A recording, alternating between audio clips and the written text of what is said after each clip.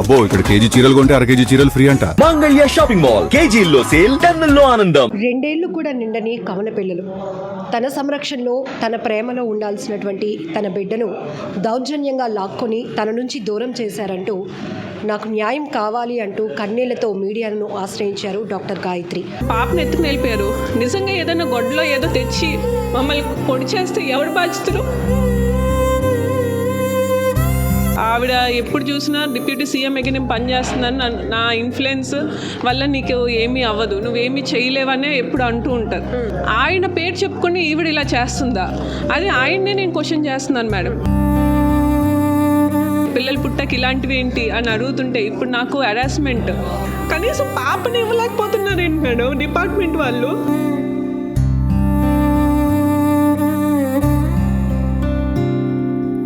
అసలు ఏం జరిగింది? ఇక్కడ ఈ చిన్న పాపను చూస్తున్నారు కదా, అసలు ఏం జరుగుతోంది? అమ్మ ఎందుకు అందరితో మాట్లాడుతున్నారు, అమ్మ ఎందుకు ఏడుస్తోందో కూడా తనకి అర్థం కానటువంటి పరిస్థితి. దాంతోపాటు కవల పిల్లలంటే తెలుసు, ఫిజికల్గా మెంటల్గా కూడా ఇద్దరూ ఒకే ఒపీనియన్తో ఉంటారు. ఇది భగవంతుడు ఒక అదృష్టంగా ఇచ్చినటువంటి వరం. కానీ ఇప్పుడు అదే ఆ తల్లికి శాపంగా మారిపోయింది.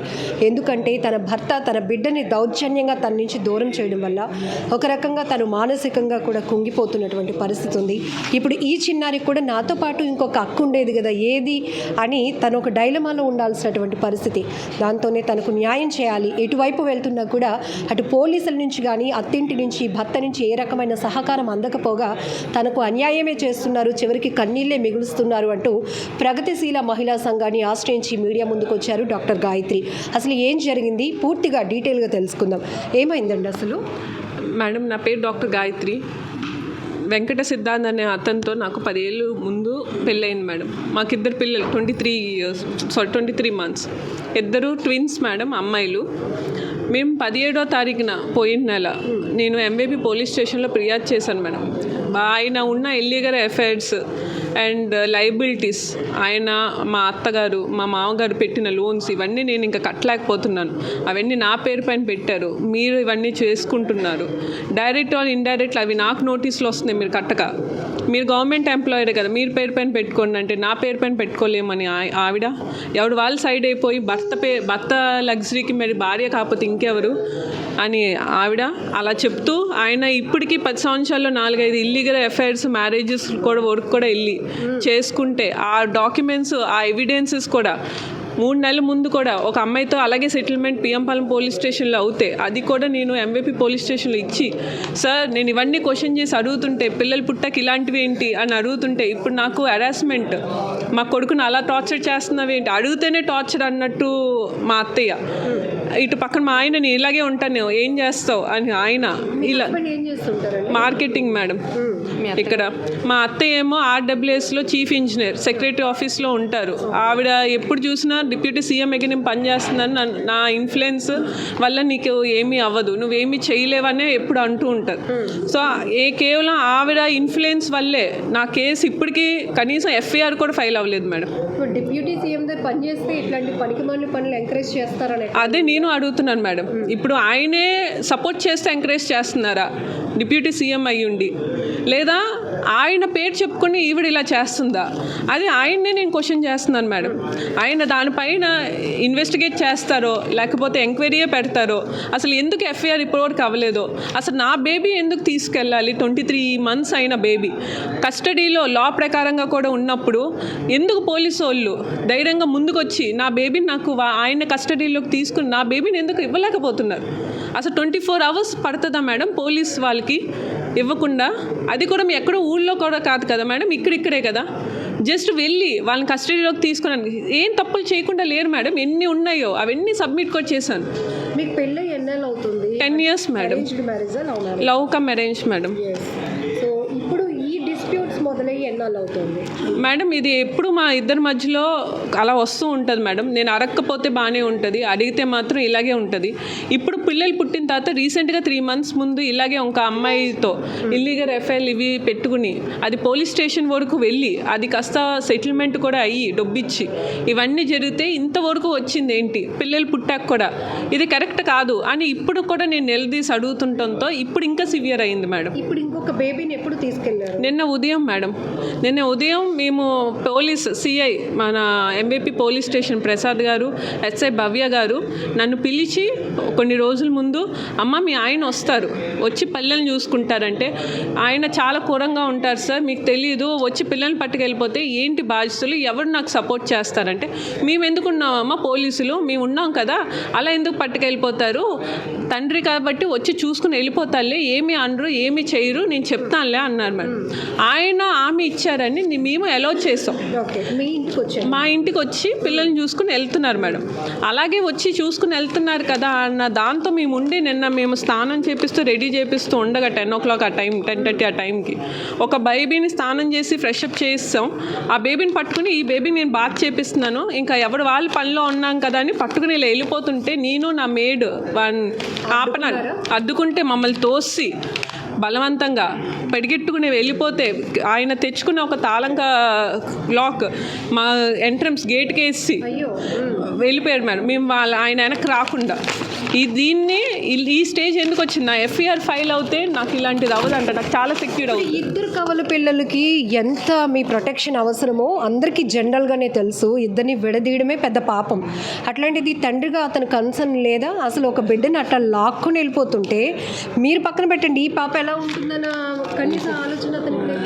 అదే నేను అడుగుతున్నాను మేడం. అది ఏదన్నా అంటే ప్రేమ ఇది అది అని అంటున్నారు. నిజంగా ప్రేమ ఉంటే ఎక్స్టర్నల్ అఫైర్స్ ఎందుకు పెట్టుకుంటారు? ఎందుకు ప్రేమ ఉంటే ఎందుకు ఈ పాప దగ్గర నుండి విడదీస్తారు? ఇదంతా తన క్రూరిటీ ఇదే క్లియర్గా తెలుస్తుంది కదా. కేవలం మానసికంగా నన్ను కొల్లదీయడానికే తప్ప ఇంకేమీ కాదు కదా. ఏమి సాధిస్తారు దానివల్ల? వీళ్ళిద్దరు నేను తీసుకెళ్ళాను మేడం.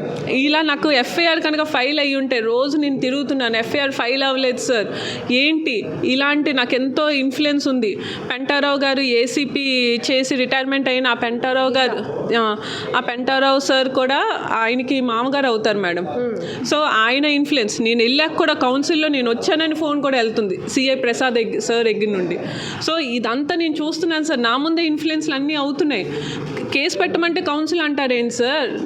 నా కేసు కావాలి అంటుంటే, వెన్ ఐఎమ్ సేయింగ్ నేను కేసు కావాలి అంటుంటే ఒక కౌన్సిల్ అంటే అనుకోవచ్చు, 2 కౌన్సిల్, ఇంకెన్నిసార్లు కౌన్సిల్? ఏం అవుట్పుట్ రాకపోతే ఎందుకు ఇంకా కౌన్సిల్? Time waste. నేను ఎంతకాలం అని ఇంట్లో అలా ఉండిపోయి బంధించాను. పేరెంట్స్ సపోర్ట్ ఏంటండి? ఇందాక మీరు అన్నారు ఒక పోలీస్ ఫ్యామిలీ నుంచి వచ్చిన నాకు ఒక డాక్టర్ అయ్యుండి కూడా ఈరోజు ఇట్లాంటి పరిస్థితి వస్తుందని అనుకోలేదు. ఏంటి మీ నాన్నగారు? డాడీ డిఐజీ చేసి రిటైర్ అయ్యారు మేడం. సో ఈ వాజ్ లేట్, హార్ట్ స్ట్రోక్ వచ్చి చనిపోయారు. Rajaratnam Naidu. Mother house wife. మేము డిపార్ట్మెంట్ ఫ్యామిలీ అనే మాది లవ్ కమ్ అరేంజ్ అయ్యింది, మా పేరెంట్స్ ఇష్టం లేకుండా కూడా. సో దాని తర్వాత సినారియోస్ అన్నీ మారిపోయాయి. అది అంతా చాలా అప్స్ అండ్ డౌన్స్ కూడా ఉన్నాయి. బట్ అదంతా పక్కన పెడితే ఈవెన్ డిపార్ట్మెంట్లో ఉన్న నాకే నేను అవ్వట్లేదు, ఇలాగ న్యాయం జరగట్లేదంటే ఇంకా నార్మల్ వాళ్ళకి ఇంకేం న్యాయం జరుగుతుంది? దట్టు నేను చెప్పినప్పుడు నాకు అంత నాలెడ్జ్ లేదు, కానీ సిఐ ఎస్ఐ గారు వీరి డిపార్ట్మెంట్ వాళ్ళు ఇలాంటి బోల్ కేసులు చూస్తారు కదా మేడం. అమ్మ నీకు ప్రొటెక్షన్ అడుగుతున్నావు, ఎఫ్ఐఆర్ ఫైల్ చేస్తావు, నీకు బిడ్డకి ప్రొటెక్షన్ ఉంటుంది, రేపు ఎవడు వచ్చి ఏం జరిగినా ఏమను. ఇప్పుడు ఇది అయింది మేడం, పాపను ఎత్తుకుని వెళ్ళిపోయారు. నిజంగా ఏదైనా గొడ్డలో ఏదో తెచ్చి మమ్మల్ని పొడి చేస్తే ఎవడు బాధ్యతరు? ఇప్పుడు ఆ పాప ఎక్కడుందో కూడా తెలీదు. నిజంగా ఇప్పటికొచ్చి 24 hours అవుతుంది, చూపించలేదు. కనీసం పోలీసులు 5 minutes 10 minutes అవ్వదా మేడం? కస్టడీలోకి తీసుకొచ్చు కదా, నేను పెట్టిన ఎఫ్ఐఆర్ ఇవన్నీ పట్టుకుని. ఇప్పుడు పెట్టలేదు కదా మేడం ఎఫ్ఐఆర్. కనీసం పాపని ఇవ్వలేకపోతున్నారేంటి మేడం డిపార్ట్మెంట్ వాళ్ళు? లా ప్రకారంగా కూడా ఉంది కదా మేడం నాకు ఇవ్వాలని. మ్యామ్ ఏంటి అసలు ఈ పరిస్థితి? గతంలో కూడా ఎవరైనా అమ్మాయిలకు కానీ మహిళలకు అన్యాయం జరిగితే ఖచ్చితంగా మీరు వాళ్ళకి సపోర్ట్గా నిలుస్తారు. వాళ్ళకి రైట్ వేలో న్యాయం జరగలేనప్పుడు మీడియా కానీ లేకపోతే ప్రజా సంఘాలుగా మీరు ముందుకు రావాల్సిన పరిస్థితి. ఇప్పుడు తన ఆవేదన అంతా కవల పిల్లలు ఒక్కరిని అలా లాక్కొని వెళ్ళిపోయారు, ఆ తల్లి తల్లడిల్లిపోతున్న పరిస్థితి. ఇది మానవతా దృక్పథంతోనైనా వాళ్ళు స్పందించాలా, లేకపోతే ధర్మం చట్టపరంగానైనా ఈరోజు Hindu minority and guardianship act ప్రకారమైనా కూడా చూసుకుంటే 2 సంవత్సరాల బేబీస్ లోపు పిల్లలు, ఇంకా 2 సంవత్సరాలు కూడా రాలేదు వాళ్ళకి, పసి పిల్లలు, చంటి పిల్లలు, ట్విన్స్ వాళ్ళు. ఆ పిల్లల్ని దూరం చేస్తున్నప్పుడు మామూలుగా గార్డియన్షిప్ యాక్ట్ ఏం చెప్పింది, 5 సంవత్సరాల లోపు ఉన్న బిడ్డ న్యాచురల్ గార్డియన్ తల్లి దగ్గరే ఉండాలని. 5 సంవత్సరాలు దాటిన తర్వాత తండ్రి కనుక కావాలని కోరుకుంటే అప్పుడు కోర్టులో దానికి సంబంధించిన దాంట్లో సబ్మిట్ చేసి సివిల్ కోర్టులో అప్పుడు దాన్ని ఆయన కస్టడీకి తీసుకోవచ్చు. కానీ ఇంత పసిపిల్లల్ని ఆమె మీద కక్ష సాధింపు కోసం, నిజంగా బిడ్డ మీద ప్రేమ కోసం కాదు, ఆమె మీద కక్ష సాధింపు కోసం ఆ బిడ్డని ఆ విధంగా లాక్కొని వెళ్ళిపోతే అవకాశం ఇచ్చింది ఎవరు? పోలీస్ డిపార్ట్మెంట్ కదా. ఎందుకంటే తన ఇంటికి ఎలవ్ చేయొద్దు అన్నది ఆ పాప. ఇప్పుడు డాక్టర్ గాయత్రి చెప్పినట్లుగా తను ఎలవ్ చేయొద్దు అంది, మా ఇంటికి ఎలవ్ చేయొద్దు అని చెప్పేసి అంటే లేదమ్మా ఏమీ కాదని చెప్తే అవకాశంగా తీసుకొని బిడ్డను లాక్కొని వెళ్ళిపోయాడు. మరి ఆ ఇంటికి పంపించడానికి పోలీసులకు అవకాశం ఉంది, కానీ ఆమె కస్టడీలో ఉన్న బిడ్డను లాక్కెళ్ళిపోయినప్పుడు, కస్టడీలో ఉన్నప్పుడు బిడ్డ లాక్కెళ్ళొద్దయా, త్రూ ప్రాపర్ ఛానల్ కోర్టు ద్వారా తీసుకెళ్ళని చెప్పడానికి ఏంటి వాళ్ళకి ప్రాబ్లము? ఆ బిడ్డ వెళ్ళిపోయి 24 గంటలు అవుతుంది, ఆమె ఒకటే ఏడుస్తుంది, నాకు నా బిడ్డని ఇచ్చేయండి, తర్వాత నా ఫ్యామిలీకి సంబంధించిన కేసు మీరు చూద్దరు కానీ నా బిడ్డని ఇచ్చేయండి అని చెప్పేసి అడుగుతుంది. అప్పుడు వాళ్ళు ట్రెస్పాస్ ఇప్పుడు కిడ్నాప్ వస్తుందా లేదంటే ఆమె కస్టడీ నుంచి తీసుకెళ్ళిపోయిన తర్వాత న్యాచురల్ గార్డియన్గా అతను ఉన్నప్పటికీ కూడా త్రూ ప్రాపర్ ఛానల్ లీగల్గా చూసుకోవాలి. కానీ ఇట్లాంటి అవకాశం ఇచ్చింది ఎవరు అంటే ఇప్పుడు వాళ్ళ చేతులు ఎత్తేయటం కాదు, ఇది మొత్తం కూడా వాళ్ళు ప్రభావితం అవుతున్నారు ఇక్కడ ఉన్న డిపార్ట్మెంట్ వాళ్ళంతా కూడా. దీన్ని అతను కోర్టు ద్వారా పోలీస్ వ్యవస్థ ద్వారా ఫేస్ చేయగలను అంటే ఇలా చొరబడి లాక్కొని వెళ్ళిపోయి బయట తాళాలు వేసినంత అంత అవసరమే. ఆ అమ్మాయి తాళాలు వేసిన వెంటనే 100కి ఫోన్ చేసింది, 100కి ఫోన్ చేసిన తర్వాత మాకు ఫోన్ చేసింది. మేము అంటే ప్రాపర్ ఛానల్కి వెళ్ళిపోమ్మా సీఏ దగ్గరికి వెళ్ళమని చెప్పాము. ఇట్లా మా చెప్పింది ఎవరు స్పందించట్లేదండి. 100కి ఫోన్ చేస్తే 100 వాళ్ళు చెప్పారట మీరు తాళం బ్రేక్ చేసేసుకొని ఎవరైనా పిలుచుకొని తాళం బ్రేక్ చేసేసుకొని సంబంధిత పోలీస్ స్టేషన్కి వచ్చి కంప్లైంట్ ఇమ్మన్నారట. ఈ అమ్మాయి డ్యూటీలో వాళ్ళ అన్నయ్యకి ఫోన్ చేసి వాళ్ళ అన్నయ్యని పిలిపించుకొని తాళాలు బద్దలు కొట్టించుకొని అప్పుడు వచ్చి వాళ్ళ స్టేషన్లో కంప్లైంట్ ఇచ్చారు. ఆ కంప్లైంట్ ఇచ్చిన తర్వాత వాళ్ళు ఏం చెప్తారు, మరి మేము ఏం కేసు పెట్టాలండి అని చెప్పేసి మాట్లాడుతూ ఉంటే అదేంటి ఎంత అన్యాయం, ఆమె కష్టంలో ఉన్న బిడ్డ లాక్కెళ్ళిపోయాడు కదా. ఇప్పుడు గొడవలు జరుగుతున్నాయి, గొడవలు జరిగిన తర్వాత ఏదైనా లీగల్గా చూసుకోవాలి ఆ విషయాన్ని. అట్లా కాకుండా ఒకళ్ళ కస్టడీలో నుంచి ఇంకో కస్టడీలోకి మారాలంటే త్రూ ప్రాపర్ ఛానల్ లీగల్గానే. మరి అట్లా తీసుకెళ్ళిపోయిన తర్వాత ఆ బిడ్డని ఇంతకుముందు ఎక్కడుంది అక్కడ ఉంచమని చెప్పడానికి కూడా పోలీస్ డిపార్ట్మెంట్ వాళ్ళు మీనమేషాలు లెక్కించడం, మా చేతులు ఎత్తేయడం, మేము చేయలేము కోర్టుకి వెళ్ళమని చెప్తే ఇంతకుముందు ఎందుకు పంపించారు వాళ్ళ ఇంటికి, అమ్మాయిని చూసుకోమని, అది కోర్టులో చూసుకోమని చెప్పొచ్చు కదా. కాబట్టి వాళ్ళు ఉద్దేశపూర్వకంగానే ఆవిడ ఏదైతే వీళ్ళ అత్తగారు పవన్ కళ్యాణ్ గారు అంటున్నారో ఆ పేరు చెప్పుకొని ఆవిడ మొత్తం కూడా ఇక్కడ ఇన్ఫ్లుయెన్స్ చేశారు.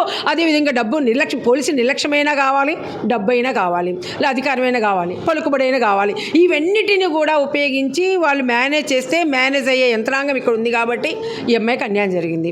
ఇప్పుడు దీనికి బాధ్యత ఎవరు? ఆ పసిపిల్ల అల్లాడిపోతుంది. ఈ పాప ఎవరు పట్టుకున్నా ఆగట్లేదు, ఎవరు పట్టుకున్నా ఊరడించినా కూడా వాళ్ళ అమ్మమ్మ దగ్గర ఎంత బతిలానే వెళ్ళటం లేదు, తల్లి దగ్గర ఉండటం లేదు, అయినా కూడా పద్దాకులు ఏడుస్తూనే ఉంది. మరి ఈ బిడ్డకు సంబంధించిన దాంట్లో వీళ్ళ యొక్క భవిష్యత్తు ఏంటి, వీళ్ళ ఆరోగ్యం ఏంటి, వీళ్ళకి సంబంధించిన మెంటల్ స్ట్రెస్ ఏంటి, వీటన్నిటికి కూడా ప్రభుత్వమే సమాధానం చెప్పాలి. మేమేం డిమాండ్ చేస్తున్నామంటే అర్జెంటుగా పాపను తల్లి దగ్గరికి చేర్చండి. ఆమె కష్టం నుంచి తీసుకెళ్ళిపోయాడు కాబట్టి కొత్తగా కస్టడీకి ఇమ్మని అడగడం లేదు, ఆమె కష్టం నుంచి తీసుకెళ్ళాడు కాబట్టి పాపని ఇచ్చేయండి. ఇచ్చేసిన తర్వాత అతను తన యొక్క రైట్ని కోర్టులో ఎస్టాబ్లిష్ చేసుకోమని చెప్పండి. ఈమెకు చట్టబద్ధంగా ఏదైతే కుటుంబ హింసని ఫేస్ చేసిందో దాని మీద ఫిర్యాదు ఇచ్చింది, ఆ తక్షణం ఆ ఫిర్యాదుని ఎఫ్ఐఆర్ చేయండి, సంబంధించిన సెక్షన్ల ప్రకారం కేసు నమోదు చేయండి. మేము చట్టబద్ధంగా పనిచేయమని అడుగుతున్నాం పోలీస్ డిపార్ట్మెంట్ని, చట్టబద్ధేతరంగా పనిచేయమని అడగట్లేదు. వాళ్ళు చేయాల్సిన డ్యూటీని వాళ్ళు చేయమని అడగటం కోసమే ఇంత మేము ఆందోళన చేయాల్సి వస్తుంది. కాబట్టి ఇది పద్ధతి కాదు. పోలీస్ డిపార్ట్మెంట్ ఆ విధంగా పని చేయాలని కోరుకుంటున్నాం. సత్వర న్యాయం అంటే ఇంత కాదు, పసిబిడ్డ ఏడుస్తుంది, ఆ బిడ్డ కూడా ఇట్లనే ఏడుస్తుంది. ఎందుకంటే సేమ్ మెంటల్, మీకు ఇందాక మీరు మాట్లాడినట్లుగానే వాళ్ళు 1 మినిట్ తేడాతో పుట్టారు కాబట్టి సేమ్ మెంటల్గా ఒకే రకమైన అభిప్రాయాలు కలిగి ఉంటారు. కాబట్టి ఆ పాప కూడా ఇదే స్ట్రెస్ కూడా కలిగి ఉంటుంది. వాళ్ళ నాతో అటాచ్మెంట్ కూడా పాపకి లేదని చెప్తున్నామే. కాబట్టి తల్లితో చెల్లితో ఉన్న అటాచ్మెంట్ ఆమెకి ఆ పాప బుజ్జి పాపకే ఉంటుంది. కాబట్టి ఆ పాపని వెంటనే తల్లి దగ్గర చేర్చాల్సిందిగా మేము కోరు. పోలీసులు చెప్పిన మాటకు నమ్మి యాక్సెప్ట్ చేస్తే బలవంతంగా 2 కవల పిల్లలు ఒక చిన్నారిని లాక్కొని వెళ్ళిపోయిన తన భర్త నుండి తన బిడ్డను ముందు నాకు అప్పగించి తనకు న్యాయం చేయాలని కన్నీళ్లతో వేడుకుంటున్నారు డాక్టర్ గాయత్రి.